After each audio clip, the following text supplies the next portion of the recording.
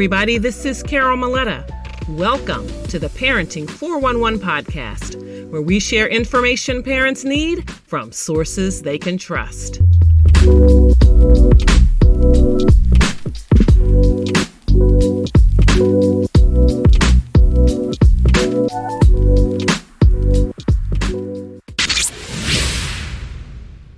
Welcome back for another episode of the Parenting 411 podcast. Joining me today is Sumer Strawbree. She is a 15-year-old keynote speaker, author, illustrator, digital artist, actress, and Affirmations authority. Can't wait to get into that.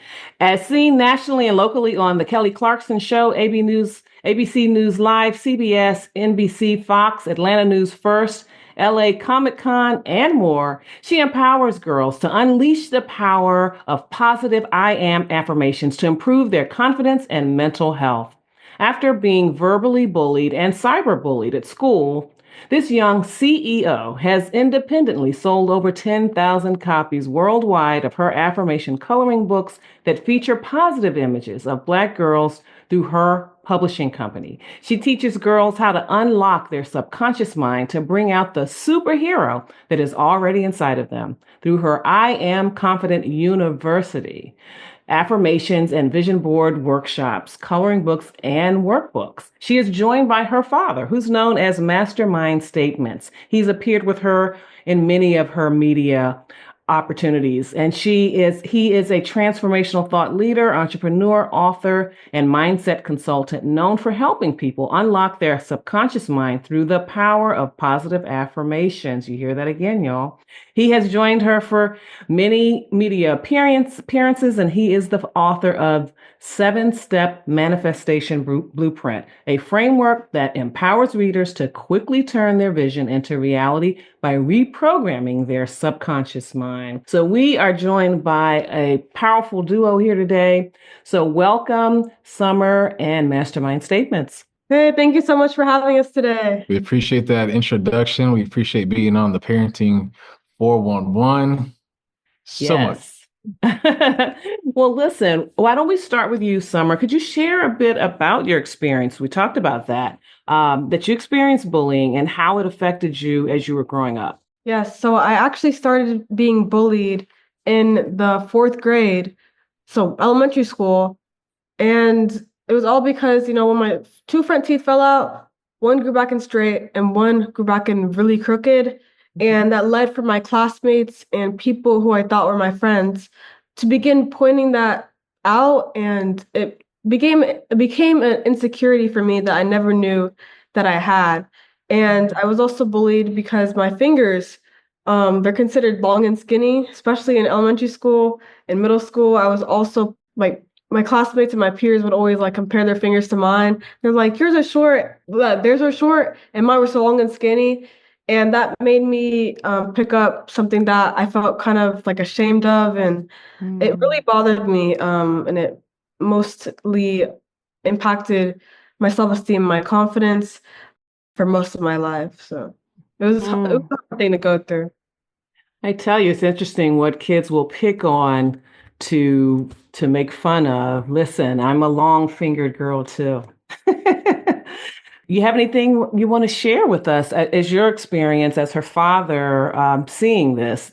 Anything you want to add to what she said? Yes, indeed. So I really didn't expect her to get bullied at the school that she went to, and especially not in elementary school. So what I later found out on my own and discovered was that I didn't even prepare her to be in a situation where she would be able to defend herself from a bully.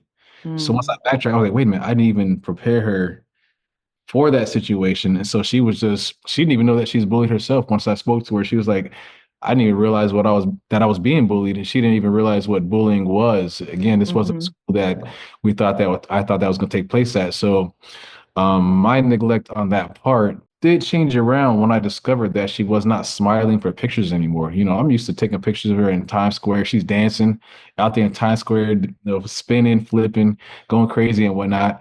And I noticed that she's smiling with her mouth closed. And so I don't see any teeth. I'm like, wait a minute, what's going on with the smiling here? And she's she's not really understanding, like I said, that she was bullied, but I did discern that they were talking about her teeth that fell out. So in elementary school, her two front teeth fell out. I remember taking her to the dentist. I was like, why are they not coming back in at all? It's just like gums. I was like, where's her teeth at? He was like, well, they got to be rubbed and massaged because this tooth right here is having a hard time breaking through the skin. Breaking through. So once one of them finally broke through, it just broke through and it was all over the place.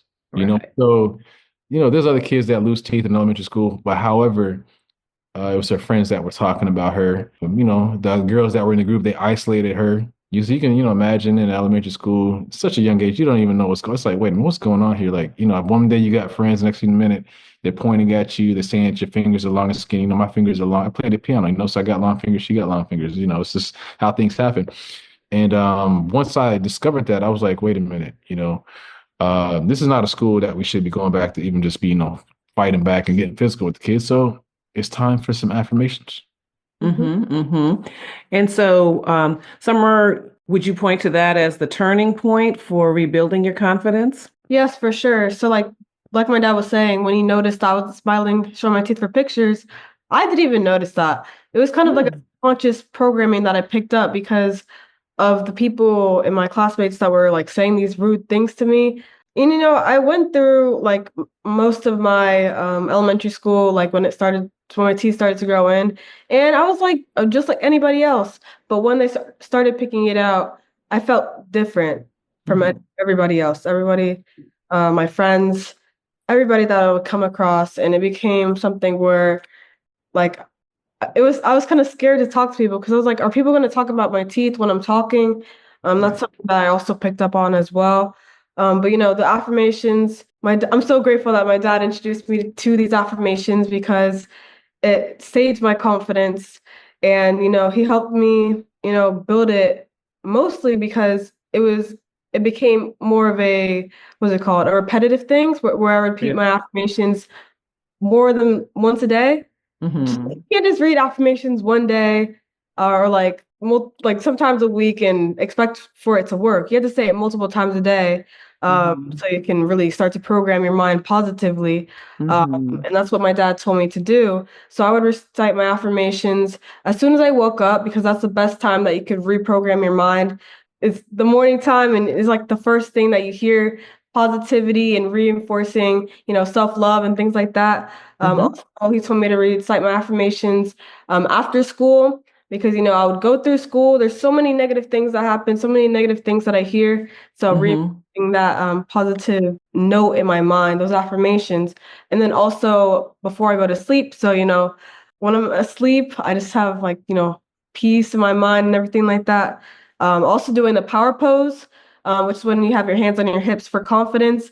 And that is another thing with positive body language that also helps you reinforce confidence and high self-esteem as well. So yeah, those tips right there, my dad really helped me, rebuild my confidence with. And it's powerful. And a lot of people don't realize how powerful reciting affirmations is because they think of the brain as this command center that knows what to do. But really, we have to train it. We have to train it. It will do what we want it to do, or it will do what we tell it, but we have to be careful what we tell it. And that's what I think you're saying, right? Because sometimes we engage in negative self-talk and we don't even realize it. And your brain's like, oh, okay, you're not that bright. Okay, I'm going to make that happen, right? So I think this is really important. And you were young. And even adding the power pose, I think this is really great advice and can start with really, really young children. And so another thing I'm very curious about is like once you started reciting these affirmations, you felt more confident. I bet you looked more confident. I bet you carried yourself in a more confident way. And so then I'm wondering, how did that change the dynamic with the people around you, the friends that had been bullying you? Did you continue with those friendships? Did your newfound confidence position you to make new friends and you just kind of went in a different direction? No ill will to the other people necessarily, but it just opened you up to discover other people and other relationships. I'm just curious about what that dynamic was like. Yeah, it's a really good question. When I was at like that point where my confidence just continued to go up, it was basically that time where I was in fifth grade and then COVID Mm. happened, and that was the time for me to like focus on myself and build my confidence at that time. So when I went to school during like seventh grade, because like fifth, like sixth grade, that was the time where it was like COVID time, like I said. So once I got into seventh grade, that was the point where I was like, I feel more confident. And that was definitely the time where I made more friends and new connections and things like that. But, those friends that I had in elementary school, Mm-hmm.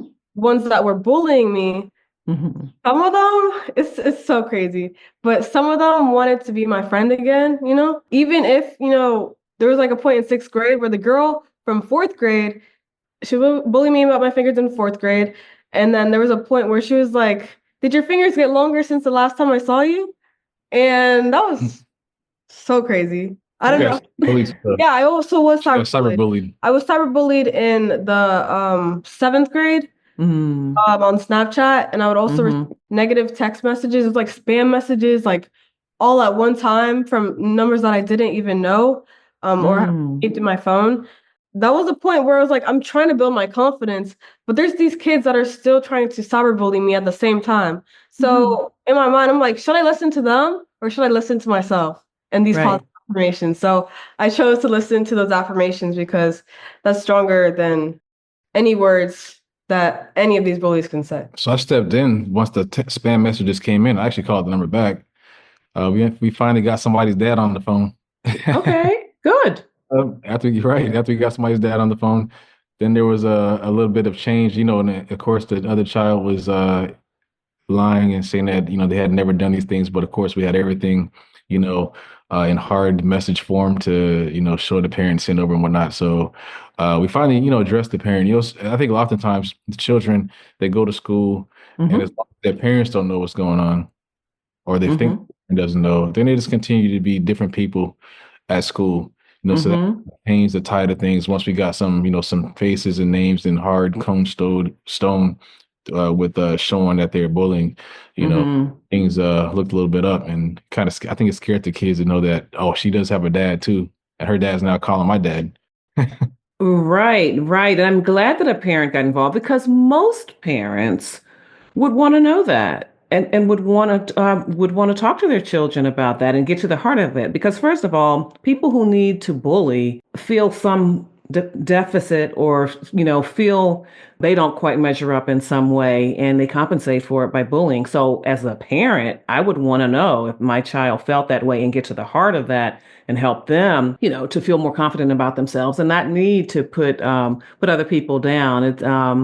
I interviewed someone else recently too, and bullying wasn't the main topic, but we talked about that, how parents need to get involved and help with that.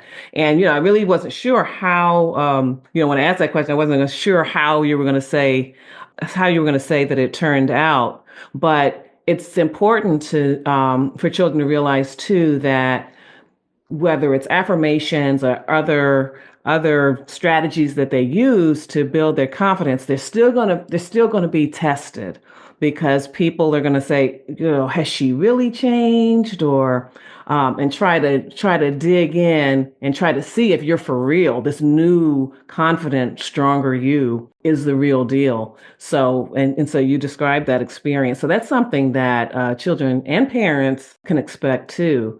Now, I'd love to hear one or two of your favorite affirmations. Yes, my personal affirmations, they're not one or two, but I would love to, share all of them that I Sure. do.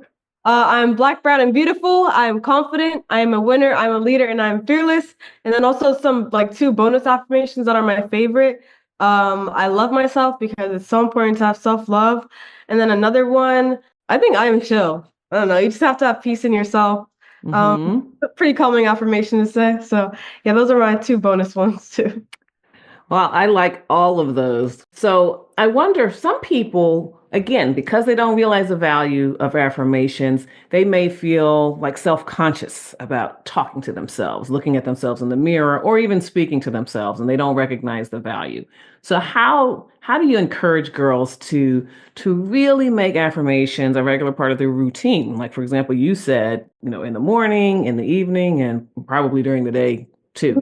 So, how do you bring them on board with that? Definitely. I think a lot of girls are into journaling, like journaling your Mm. feelings and different things like that. So first, start off with journaling because, you can write your own affirmations, your own daily affirmations, and recite it to yourself.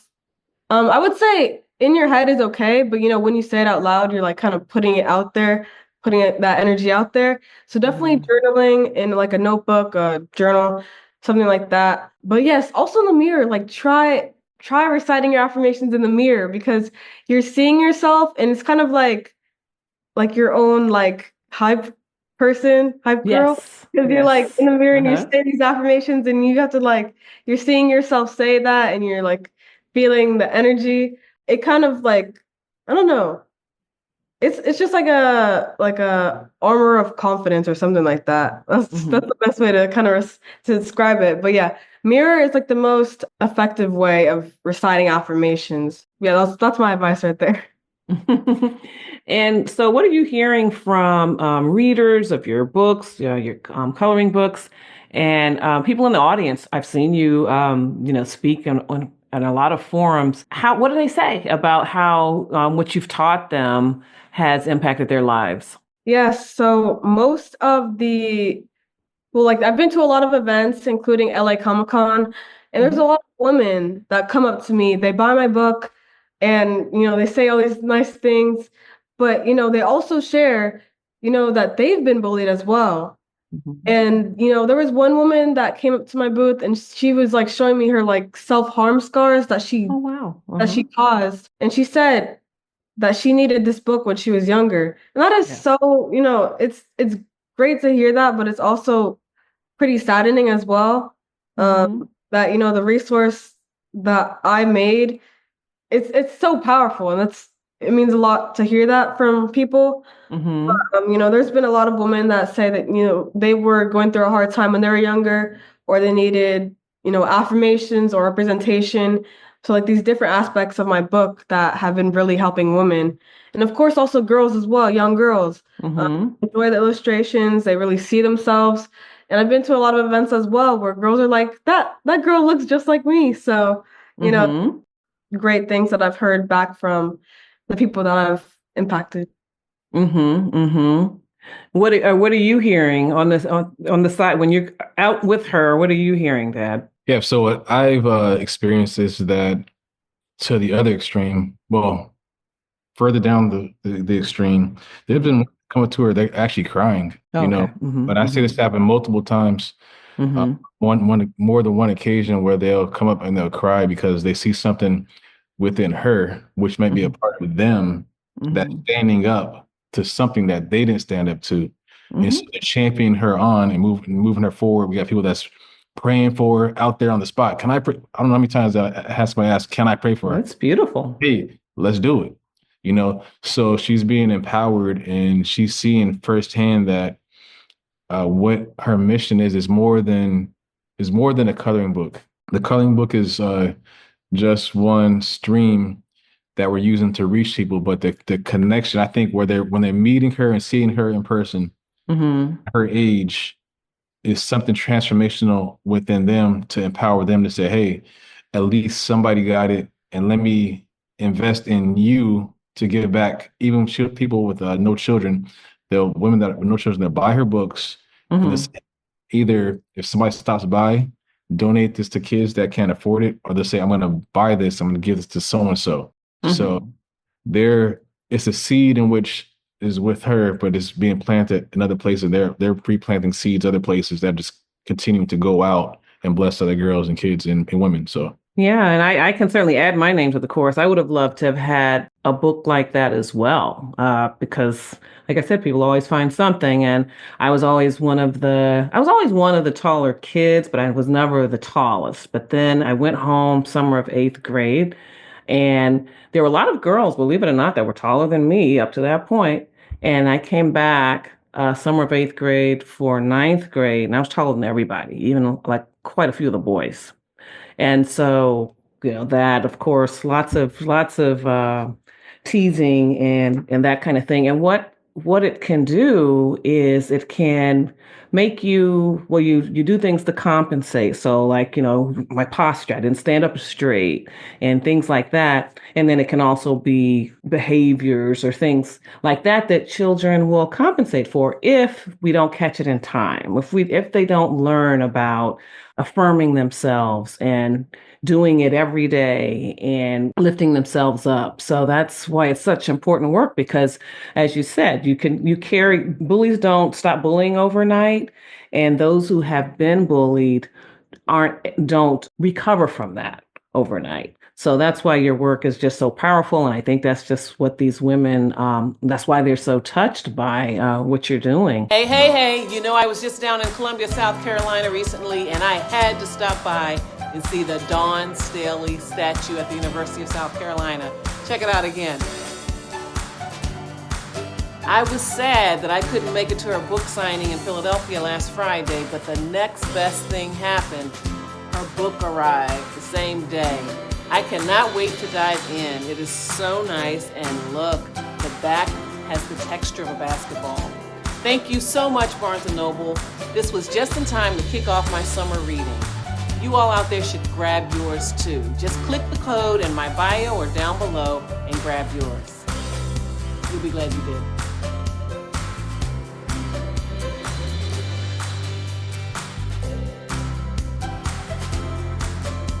Let's talk about your book. Your first coloring book, I believe, is Black, Brown, and Beautiful. What inspired you to make that leap from affirmations and making yourself feel more confident to creating this coloring book that would touch so many lives? Yes. So I'll do like a brief overview of Black, Brown, and Beautiful. Mm-hmm. So it's 27 pages of positive affirmations, and it's more of like an introduction into affirmations for younger girls.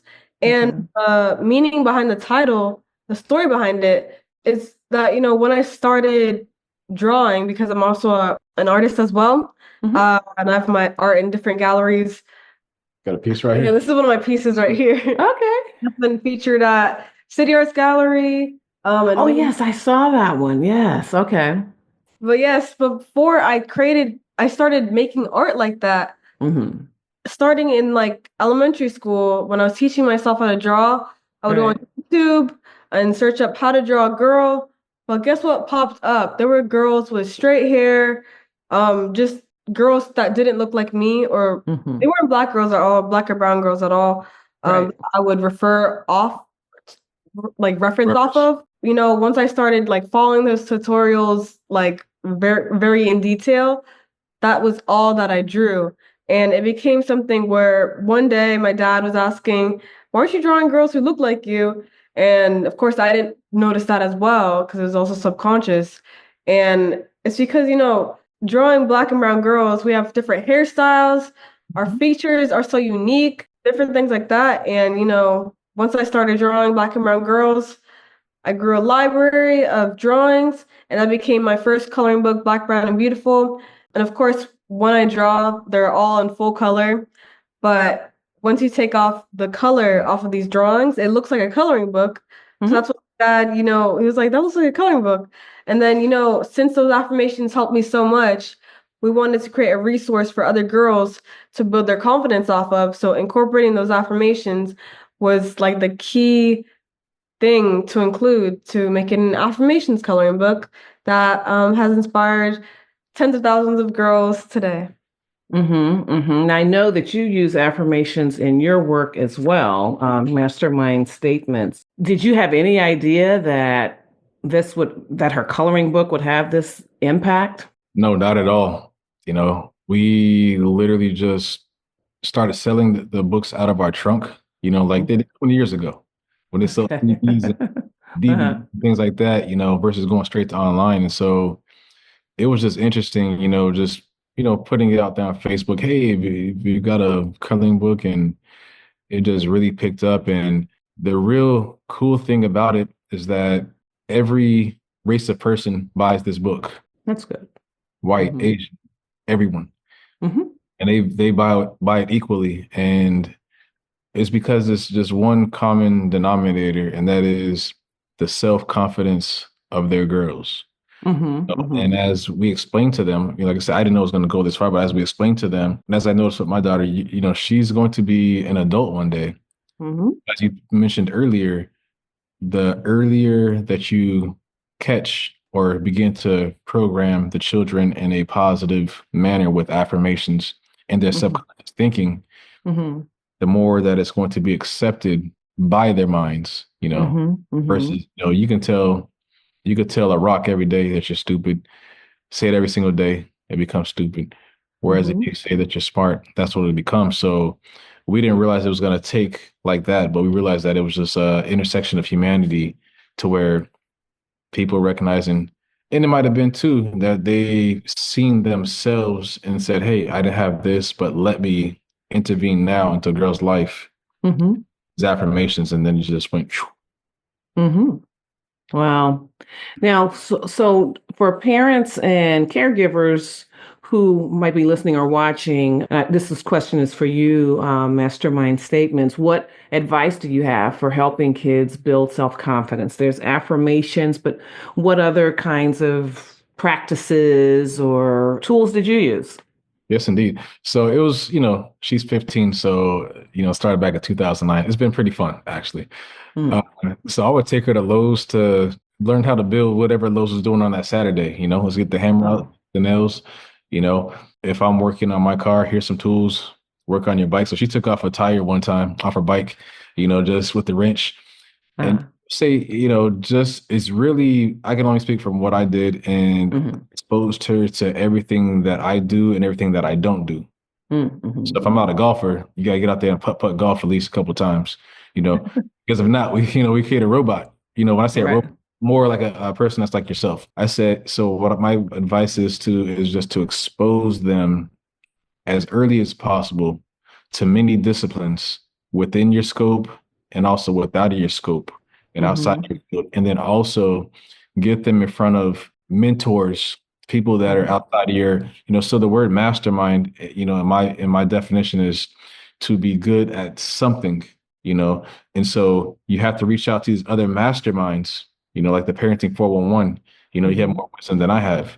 You got to reach out to these masterminds that could impart wisdom into your Mhm. children. So just don't keep your circle within your household, and sometimes people's households also, and even relatives, not everybody might not even be on that mindset anyway. So sometimes you do have to go outside your family unit because, Mhm. not every family has a tight mindset of here, this is where we need to go. Some families are all over the place. Some are just, not doing well. So my best thing is to seek out those masterminds that can impart the wisdom and knowledge into your children, the ones that you trust. Mhm. Mhm.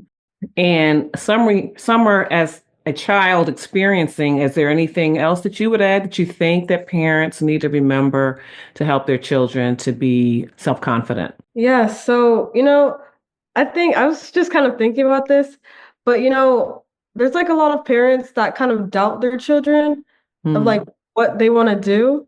Especially Mhm. now, there's like so many new careers and opportunities out there. So I Mhm. would just say, never doubt your child's aspirations or goals because you don't know who they're going to turn into. I mean, if it's a negative thing, give them Right. some advice and like maybe take another path. But if it's Sure. something, that that you have like no I don't know, like no No, you can't even envision it yourself, so you can't envision it for right. your child. Yeah, Mhm. exactly. So just, let them find the path that they want to and let them Mhm. explore the different things that are out there at a young and early age because there's like some classmates in my school that still don't know what they want to get into, what career or what field they want to get into. And they're like Mm. 15 to 18, they still don't know. And so, Mhm. just like encourage your child to, explore the different options that are out there before Mhm. they enter this big world. Mhm. Okay. Do you have any closing thoughts for any young girl that might be listening? Like perhaps a parent has heard this message, and heard our discussion so far and said, "Oh, come, you got to listen to this." What would you say to a young girl who's struggling with bullying or low self-esteem right now? What could you say to inspire her? So if you are going through bullying, of course, I personally know it's something that's really hard to go through. First off, ignore the bullies, keep doing what you're doing, but also don't let the bullying just happen. Sometimes well, all the time, all the chances that you have, stand up for yourself, tell the teachers, tell first tell your parents, tell your teachers, and then if you get serious, the principal. We actually have like a bullying infographic, which is like a contact guide of who you need to tell, who you need to talk to if you're going through bullying. But at that same time, take care of yourself, do self-care, get your affirmations, build your confidence, just all the different ways of self-care.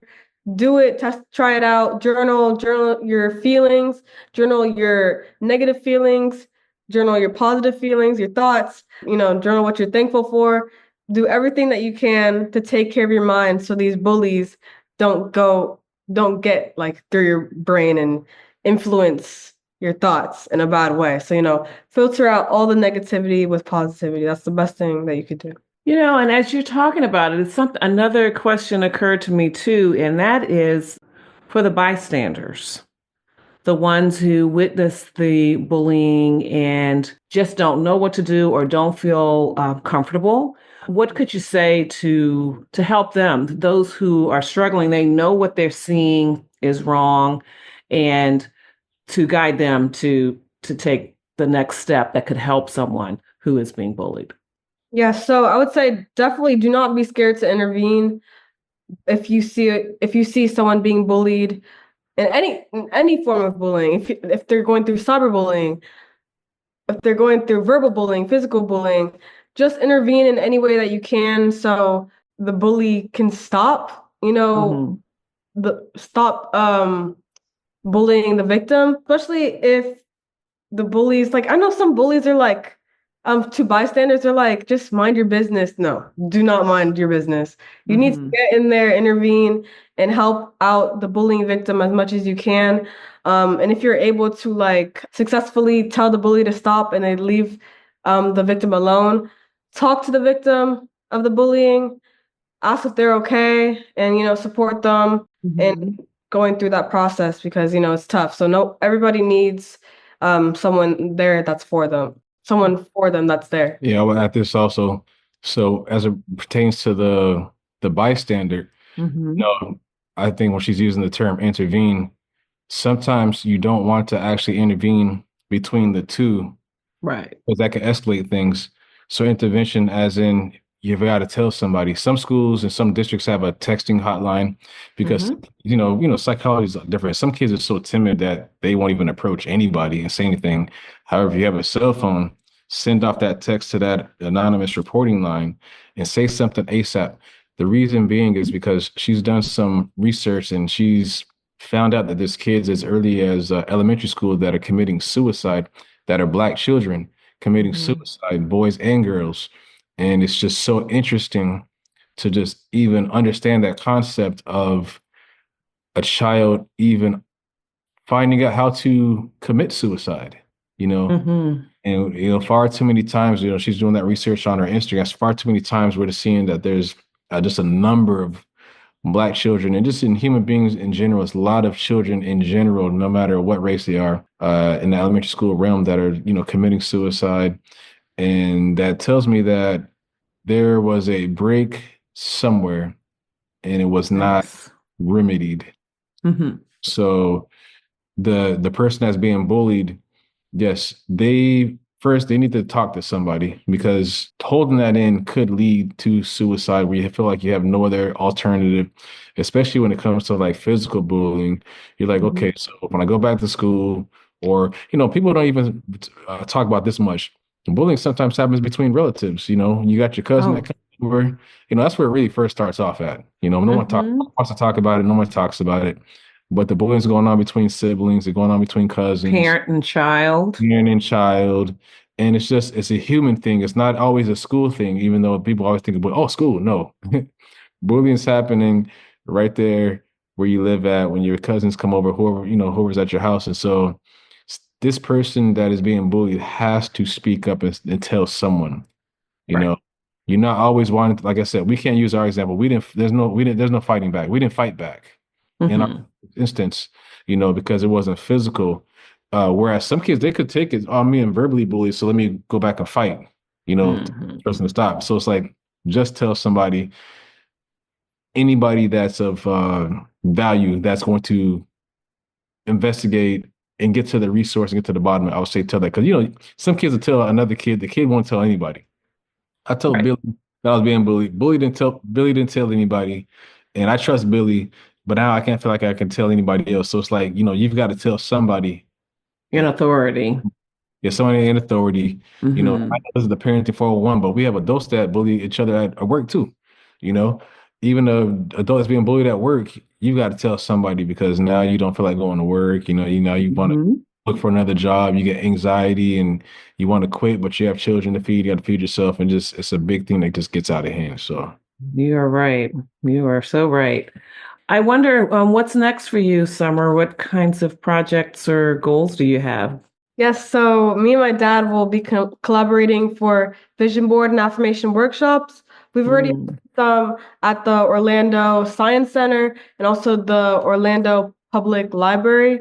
But we're going to be hosting a vision board workshop experience and teaching you how to create a vision board, an effective vision board the right way, where you first start off with your mindset and listing, your positive, well, your negative beliefs, proving why it's wrong, and making a positive affirmation out of that, and so Mhm. many other things, so that it will be something that we are hosting at different locations, especially because we're here in Orlando as well, but we will be in these different places. So it's definitely a great experience with valuable information. And also we have a workbook, has so many, important steps into creating your vision board the right way.